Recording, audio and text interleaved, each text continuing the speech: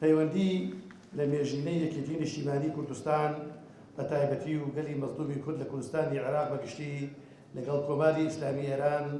پەیوەندیەکی هاوچارەنووسی بووە لەسەر بنەمای ڕێزگرتنی خەبات و هاوسەنگەری دژی بەعسی سەدامی خوێنڕێژ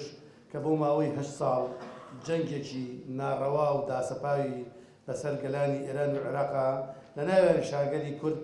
داسەپان هەر وەک پەیوەندی و هاوخەباتی دژی هەڕەشەی تەکفیر و تیرۆر بوو. لەوەشدا هەمیشە فەزڵ و چاکەی دۆستانی کۆماری ئیسلامی ئێران لە یاد ناکەین و بەردەوام ئەو وێنە باشانەی کۆماری ئیسلامی ئەو وێنە باشانەی پشتیوانی کۆماری ئیسلامی ئێرانمان لە بەرچاوە لە قۆناغە سەختەکان پێشکەشی خەڵکی کوردستانی کردو. لە کارەساتی هەڵەبجەدا دەورێکی جوامێرانیان بینی لە ڕزگارکردنی گیانی هەزاران کەس بە ئەرکی مرۆیی و دۆستانە هەستان و دنیایان لە تاوانەکانی سەدام ئاگادار کردەوە. دواهەمین ئەو چاکە و پشتیوانیانش لە شەڕی داعش و لە شەڕی تێروستای داعشدا بوو کە نەک